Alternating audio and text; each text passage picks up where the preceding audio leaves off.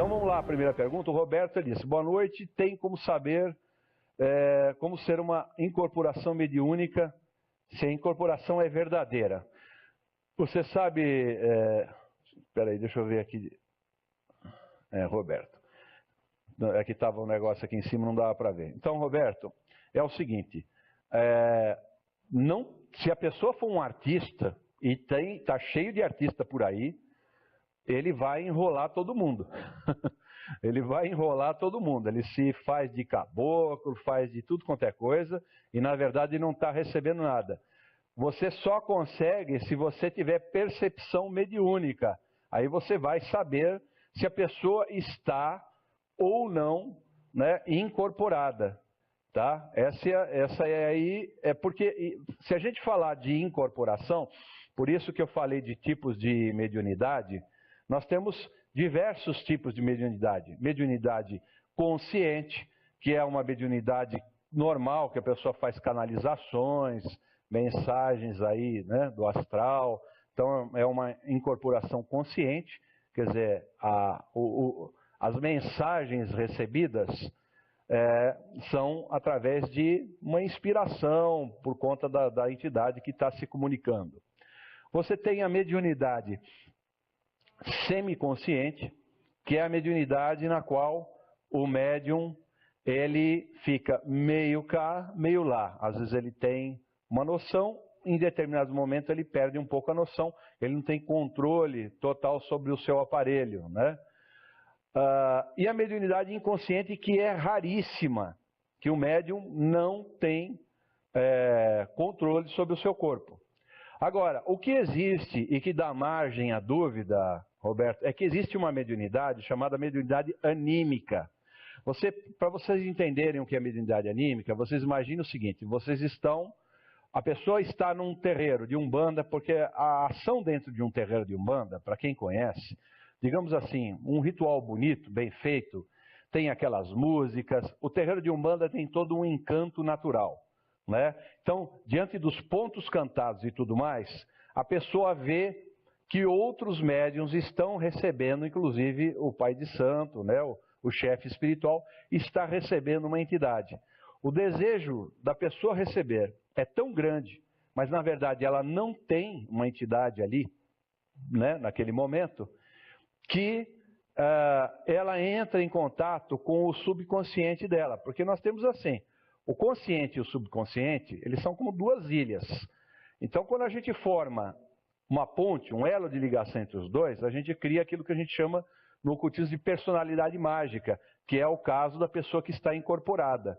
Então, a pessoa, ela assume as características da entidade que está ali manifestada. E não quer dizer, tá? Não quer dizer que o fato dela ser um médium anímico, que ela está fazendo coisa errada. Não é verdade, porque ela entra em contato com o eu interior dela, ela pode captar informações do Akasha, do quinto elemento, né? Então trazer sabedoria que está guardada lá dentro, colocar para fora.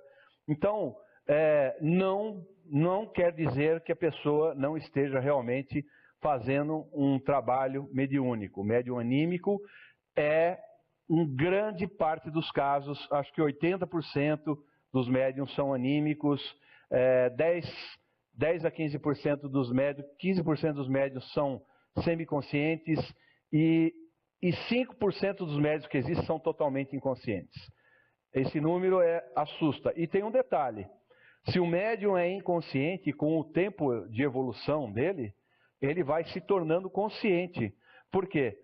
Porque quando ele entra em equilíbrio, em sintonia, né, com o espírito comunicante, ele não vai tendo, digamos assim, a necessidade, o espírito não tem necessidade de controlar tanto o corpo, porque o corpo já está habituado aos trejeitos da entidade que está se manifestando. Então o médium começa a ter nuances. Então ele vai até ficar consciente, semiconsciente, consciente. Então é o contrário do que muita gente pensa. A pessoa pensa, eu vou desenvolver a minha mediunidade, né, até eu ficar inconsciente. É exatamente o contrário. Se você não é inconsciente, você nunca vai ficar, né, inconsciente. Você vai ser sempre um médium consciente ou semiconsciente. Aí que está o problema, onde começa a mistificação, porque às vezes a pessoa envereda por outros caminhos e começa a atropelar, né? E colocar a carroça à frente dos bois. Então aí começa, né, as falsificações e enfim, né, o charlatanismo e tudo mais. Tá certo? Então, é isso daí. Daniela pergunta, Frater, eu desenvolvo em um terreiro de Umbanda. Tem uma cigana, inclusive jogo cartas ciganas. E tem uma Maria Padilha da Calunga, e tenho uma dúvida. As duas entidades se manifestam quando toca o ponto de cigana. Ela sobe e depois vem a Maria Padilha. E eu não sei quem vai trabalhar.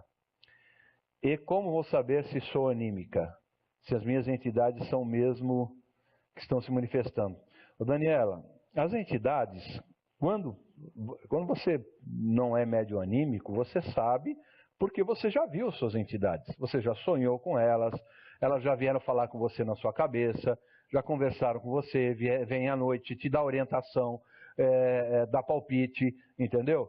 As entidades são vivas, né? Então, quando você percebe isso, você sabe que tem alguma coisa a mais. Para que coisas que elas te falam, dicas que elas te dão, como protetoras, sua protetora, né, protetoras que elas são, tá? São entidades maravilhosas, cigana, Maria Padilha, maior respeito por ela, entendeu? E eu acho entidades formidáveis e que ensinam muito, muito. Vocês não imaginam. Eu já aprendi muito com Pombagira. Pombagira já me ensinou muita coisa, inclusive de magia sexual. Muita coisa, muita coisa. Coisa que é ruim, coisas que são negativas de fazer, muita coisa. É impressionante você falar assim, eles já ensinaram muita coisa. Tá? E até hoje eu aprendo com os espíritos. Muita coisa que a gente passa, eu e a Gisele passamos para vocês, a gente não leu em livro nenhum. Se eu não aprendi com algum mestre lá atrás, eu aprendi com as entidades. Nós aprendemos pela prática e pelo que as entidades nos dizem. Porque o contato é muito, muito intenso. Aqui mesmo, na IE Caminhos da Tradição, eu estou aqui na minha sala sozinho, mas eles estão aqui. Tem mais de uma entidade aqui. Agora, aqui na minha sala, eu olhando aqui para o lado, eu posso ver, tem umas 6 pessoas aqui que estão assistindo a palestra, e alguns dando palpite. Eu estou falando e eu falo, fala isso também, não esquece. Então, assim, desse jeito. É engraçado, porque parece loucura, mas não é, é assim mesmo. É que você se habitua, então você não dá bola, né? Porque se você for dar bola, falou, escuta, no meio aqui da palestra, aqui, eu falo, dá para ficar quieto que eu quero falar com eles aqui? Então, mas é assim mesmo, tá certo? Então não é loucura não. Tudo depende se você está sentindo isso, você vê, você sonha com elas, com certeza são entidades, né? E elas se organizam entre elas, você não tenha dúvida, tá?